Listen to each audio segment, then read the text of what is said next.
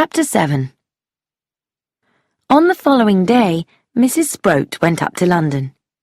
Various residents of Sans-Souci had offered to look after Betty, and Tuppence had the morning turn. "Play," said Betty. "Play hide-seek." She was talking more easily every day, and had adopted a most attractive habit of putting her head on one side with a lovely smile and murmuring, "Peas," which was her way of saying please. Tuppence had intended to take her for a walk, but it was raining, so the two of them went into Mrs. Sproat's bedroom. Betty led the way to the drawer of the bureau where her toys were kept. "Shall we hide Bonzo?" asked Tuppence. But Betty had changed her mind, and demanded instead, "Read me story." Tuppence pulled out a book, only to be interrupted by a cry from Betty. No, bad." Tuppence stared at her in surprise, and then down at the book, which was a coloured version of Little Jack Horner. "Was Jack a bad boy?" she asked, "because he pulled out a plum?" "Bad," Betty said, and then, with a huge effort, "Nasty." She took the book from Tuppence and put it back, then took out an identical book from the other end of the shelf, saying with a huge smile, "Clean, nice, Jack Corner." Tuppence realised that any dirty, well-read books had been replaced by new and cleaner ones. Mrs. Sproat was always terrified of germs. Tuppence had brought up her own two children in contact with a reasonable amount of dirt. However, she took the clean copy of Jack Horner and read it to the child, followed by another, Goosey Goosey Gander. Then Betty hid the books, and Tuppence took an amazingly long time to find each of them, to Betty's great delight, and so the morning passed quickly. After lunch, Betty had her rest, and it was then that Tuppence looked out into the garden and saw that the rain had stopped. At the bottom of the garden, the bushes parted slightly. In the gap, a face appeared. It was the Polish woman staring up at the windows of Sans-Souci. The woman's face had no expression, and yet there was something frightening about it. Turning abruptly from the window, Tuppence ran downstairs, out of the front door and down the path at the side of the house to where she had seen the woman. There was no one there now. Tuppence went through the bushes and out onto the road and looked up and down the hill. She could see no one. Troubled, she turned and went back into Sans-Souci. Could she have imagined the whole thing? No, the woman had been there. She felt a strange sense that something bad was going to happen. Now that the weather had improved, Miss Minton was taking Betty out for a walk. They were going down to the town to buy a toy duck to sail in Betty's bath. Betty was very excited, and the two set off together, Betty saying happily, Buy a duck, for Betty bath, for Betty bath." 2 matchsticks left crossed on the marble table in the hall was the code that told Tuppence that Mr. Meadows was spending the afternoon following Mrs. Perenna. Tuppence went to the lounge and sat with Mr. and Mrs. Cayley. Mr. Cayley was unhappy. He had come to Leahampton, he explained, for rest and quiet. And what quiet could there be with a child in the house? All day long she was screaming and running about, jumping up and down. His wife murmured that Betty was really a dear little girl, but the comment only annoyed him more. No doubt, said Mr. Cayley, but her mother should keep her quiet. There are other people to consider. Invalids, people who need to rest. Quickly, Tuppence changed the subject. I wish you would tell me your views on life in Germany. You've travelled there several times, and it would be interesting to have your point of view. Mr. Cayley smiled. Dear lady, in my opinion, Tuppence, murmuring an occasional, "Now that's very interesting," listened with close attention. She was quickly convinced that Mr. Cayley was an admirer of the Nazi system. He clearly thought, though he did not say it openly, how much better it would have been if England and Germany had taken sides against the rest of Europe. Nearly 2 hours later, they were interrupted by the return of Miss Minton, Betty, and the duck. Looking up, Tuppence caught a strange expression on Mrs. Cayley's face. It might have been simply a wife's jealousy at her husband paying so much attention to another woman. It might have been concern that Mr. Cayley was speaking too clearly about his political views. It certainly expressed dissatisfaction. Tea came next, and soon after that came the return of Mrs. Sproat from London, exclaiming, "I do hope Betty's been good." Mrs. Sproat then sat down, drank several cups of tea, and spoke excitedly about what she had bought in London, the crowd on the train, what a soldier recently returned from France had told the people in her train carriage, and what a girl in a shop had told her of shortages to come. The conversation was, in fact, completely normal. It went on afterwards on the terrace outside, for the sun was now shining. Betty rushed happily about, going into the bushes and returning with a leaf or little stones, which she placed in the lap of one of the grown-ups. She would give an explanation in her own little language, which no one could understand, of what they represented.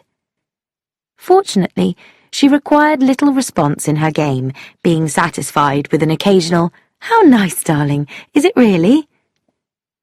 There had never been an evening more typical of Sans-Souci. There was talk about the war. Can France fight back? What is Russia likely to do? Could Hitler invade England if he tried? Will Paris fall to the Germans? Suddenly, Mrs. Sproat glanced at her watch. "Goodness, it's nearly 7. I ought to have put that child to bed ages ago. Betty! Betty!" It was some time since Betty had returned to the terrace, though no one had really noticed. Mrs. Sproat called her with growing impatience. "Betty! Where can the child be?" Mrs. O'Rourke said with her deep laugh, "Doing something naughty, I've no doubt about it. It's always the way when there's quiet." "Betty, I want you." There was no answer, and Mrs. Sproat rose impatiently. "I suppose I must go and look for her. I wonder where she can be." Miss Minton suggested that she was hiding somewhere, but Betty could not be found, either inside or outside the house. They went round the garden calling, and they looked in all the bedrooms. There was no Betty anywhere. Mrs. Sproat began to get annoyed. "It's very naughty of her, very naughty indeed. Do you think she can have gone out on the road?" Together, she and Tuppence went out to the gate and looked up and down the hill. There was no one in sight except a delivery boy with a bicycle standing talking to a maid at the door of the house across the road. Tuppence and Mrs. Sproat crossed the road, and Mrs. Sproat asked if either of them had seen a little girl. The maid asked, "A little girl in a green dress?" Mrs. Sproat replied eagerly, "That's right. I saw her about half an hour ago, going down the road with a woman." Mrs. Sproat said with amazement, "With a woman? What sort of a woman?" The girl seemed slightly embarrassed. "Well, what I'd call a strange-looking woman. I'm sure she was foreign. She was wearing strange clothes, like a kind of shawl, and no hat. Her face was strange, too. I've seen her about once or twice lately, and to tell the truth, I thought she was a bit mad." Mrs. Sproat almost collapsed against Tuppence. "Oh, Betty, my little girl, she's been stolen. What did the woman look like? Was she dark?" Tuppence shook her head energetically. "No, she was fair, very fair, with a wide face and blue eyes set very far apart. She saw Mrs. Sproat staring at her and hurried to explain. "I've noticed her around here. Carl von Dynam was speaking to her one day. It must be the same woman." The servant girl agreed. "That's right, fair-haired she was." "Oh," cried Mrs. Sproat, "what shall I do?" Tuppence put an arm round her. "Come back to the house, have a little brandy, and then we'll ring up the police. It's all right. We'll get her back." Mrs. Sproat cried out weakly. "She's some dreadful German woman, I expect. She'll kill my Betty." "Nonsense," said Tuppence. "It will be all right. I expect she's just some woman who's not quite right in her head." But she did not believe her own words. She did not believe for one moment that the calm blonde woman was mad. Carl, thought Tuppence. Would Carl know? Had he had anything to do with this? However, a few minutes later, she started to doubt this assumption. Carl von Dynam, like the rest, seemed completely surprised. As soon as the facts were told, Major Bletchley took control. "Now then, dear lady," he said to Mrs. Sproat, "sit down here and just drink a little of this brandy. I'll contact the police station immediately." Mrs. Sproat murmured, "Wait a minute. There might be something." She hurried up the stairs and along the passage to her room. A minute or two later, they heard her footsteps running along the upstairs hall. She rushed down the stairs and took Major Bletchley's hand from the telephone receiver, which he was just about to lift. "No, no, you mustn't! You mustn't!" And crying wildly, she collapsed into a chair. They crowded round her. In a minute or two, she recovered herself. Sitting up, with Mrs. Cayley's arm round her, she held something out for them to see. "I found this on the floor of my room. It had been wrapped round a stone and thrown through the window. Look what it says." Tommy took it from her and unfolded it. It was a note, written in big, bold letters. "We have got your child. She is safe. You will be told what to do soon. If you go to the police, your child will be killed. Say nothing." Mrs. Sproat was repeating faintly, "Betty, Betty." Everyone was talking at once. "The dirty, murdering criminals!" exclaimed Mrs. O'Rourke. "Brutes!" shouted Sheila Perenna. "I don't believe a word of it. It's a silly practical joke," declared Mr. Cayley. "Oh, the dear little girl," murmured Miss Minton. "I do not understand. It is shocking," added Carl von Dynam. And above everyone else, the loud voice of Major Bletchley. "We must inform the police at once. They'll soon find out what's going on." Once more, he moved towards the telephone. This time, a scream from Mrs. Sproat stopped him. He shouted, "But my dear madam, we must. This note is only to stop you doing anything so that they can get away." "They'll kill her." "Nonsense. They wouldn't dare." "I won't allow it. I tell you, I'm her mother. It's for me to say." I know. That's what they're counting on. You're feeling like that. It's very natural. But you must believe me. I'm a soldier and an experienced man of the world. The police are what we need." "No!" Bletchley's eyes went round, searching for agreement. "Meadows, you agree with me?" Slowly, Tommy nodded. "Cayley?" Mr. Cayley nodded too. "Look, Mrs. Sproat, both Meadows and Cayley agree." Mrs. Sproat said with sudden energy, "Men, all of you, ask the women." Tommy looked at Tuppence, who said, her voice low and shaken, I agree with Mrs. Sproat." She was thinking of her own children. Deborah, Derek, If it were them, I'd feel like her. Tommy and the others are right. I've no doubt, but I couldn't do it. I couldn't risk it, she said to herself. Mrs. O'Rourke was declaring, "No mother alive could risk it, and that's a fact." Miss Minton said weakly, "Such awful things happen. We'd never forgive ourselves if anything happened to dear little Betty." "You haven't said anything, Mr. Von Dynam," noted Tuppence sharply. Carl's blue eyes were very bright. His face had no expression. He said slowly, "I am a foreigner. I do not know your English police. How good they are! How quick!" Someone had come into the hall. It was Mrs. Perenna. Her cheeks were red. Evidently, she had been hurrying up the hill. "What's all this?" she asked.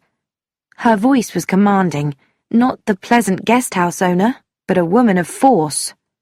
They told her, a confused story told by too many people, but she understood it quickly. She held the note for a minute, then she handed it back.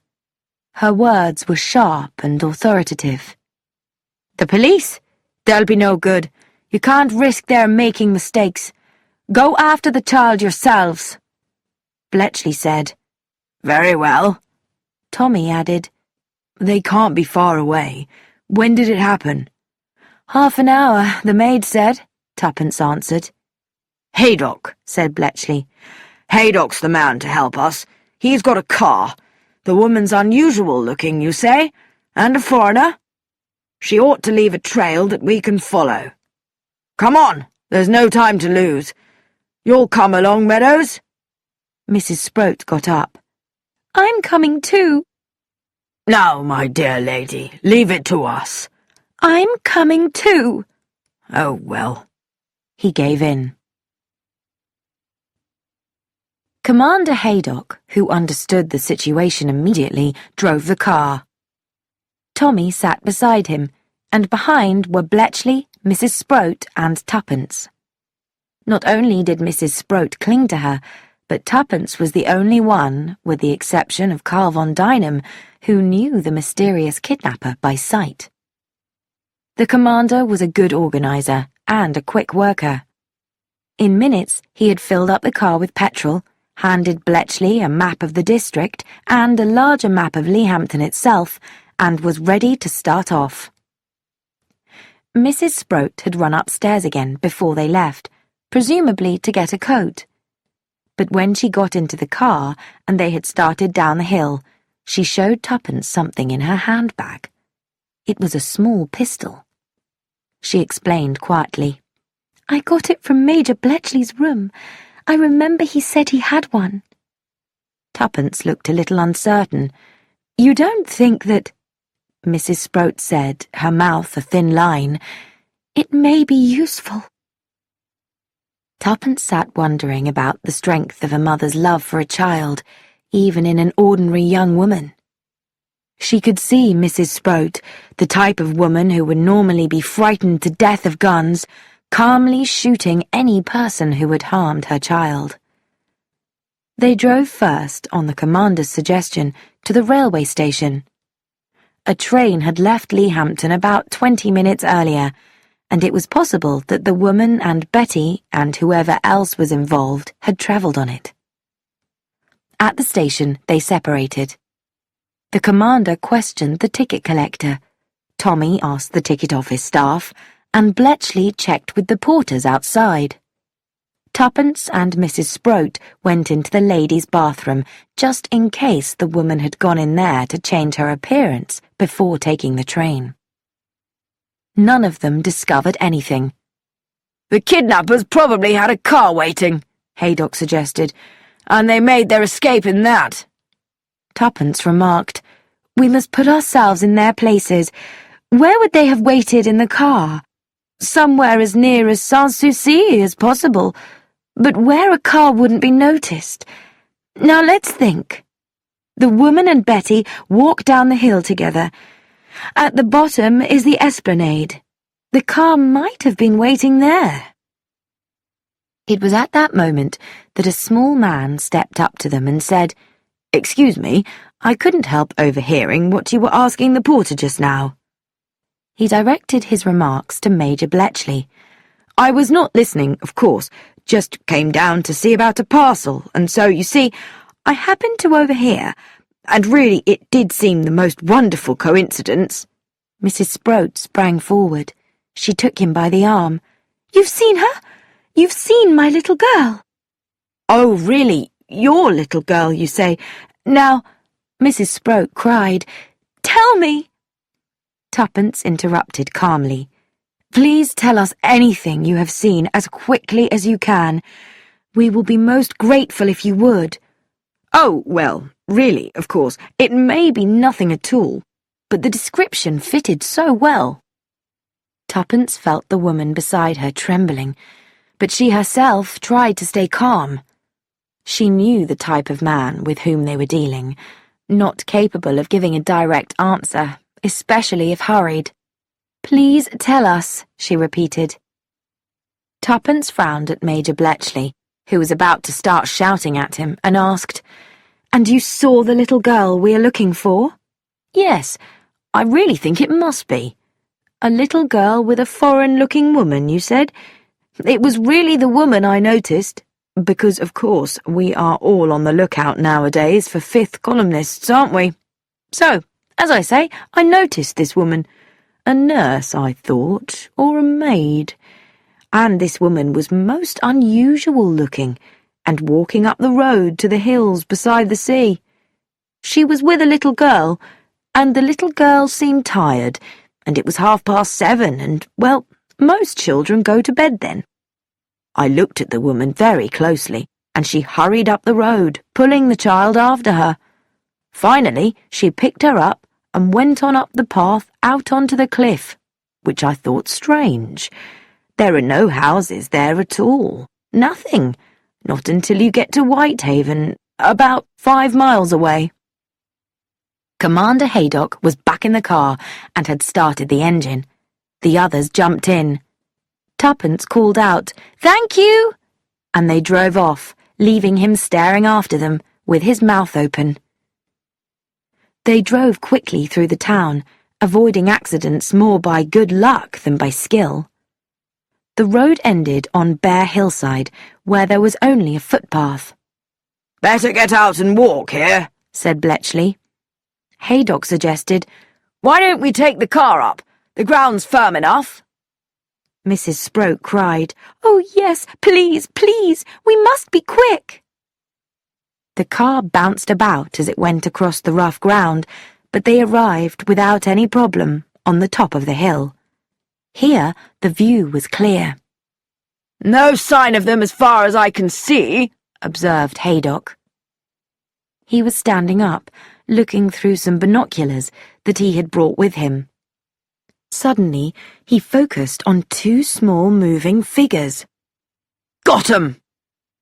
He fell back into the driver's seat again, and now the chase was a short one. Bounced up in the air, thrown from side to side as the car drove over the uneven ground, the occupants of the car quickly got closer to those 2 small figures. They could see them clearly now. A woman holding a child by the hand. Still nearer, yes, a child in a green dress. Betty!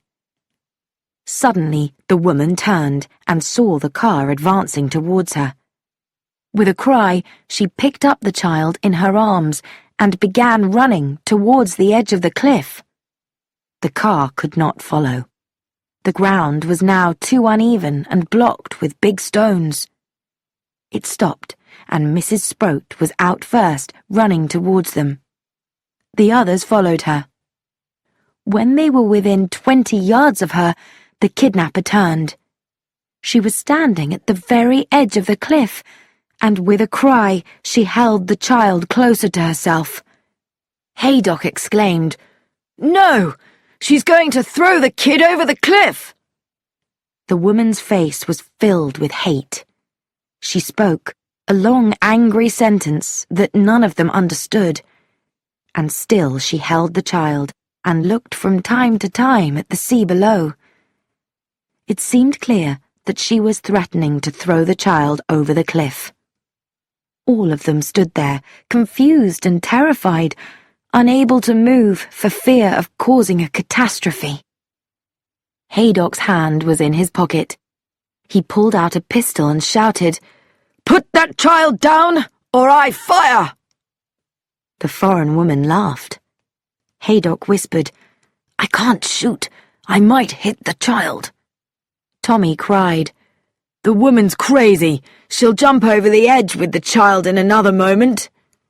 Haydock said again helplessly, "It's too dangerous to shoot." But at that moment, a shot rang out. The woman fell back, the child still in her arms. The men ran forward. Mrs. Sproat stood still, the smoking pistol in her hands, her eyes wide open. She took a few steps forward. Tommy was kneeling by the bodies. He turned them over gently. The woman was dead, shot through the head. Unhurt, little Betty Sproat stood up and ran towards her mother, who was standing completely still. Then, at last, Mrs. Sproat moved. She threw away the pistol and fell to her knees, holding the child to her. "She's safe! She's safe! Oh, Betty, Betty!" And then, in a low whisper, she added, Did I kill her?" Tuppence said firmly, "Don't think about it. Think about Betty. Just think about Betty." Mrs. Sproat held the child close against her, crying uncontrollably. Tuppence went forward to join the men. Haydock said, "I couldn't have managed a shot like that. I don't believe the woman has ever used a pistol before.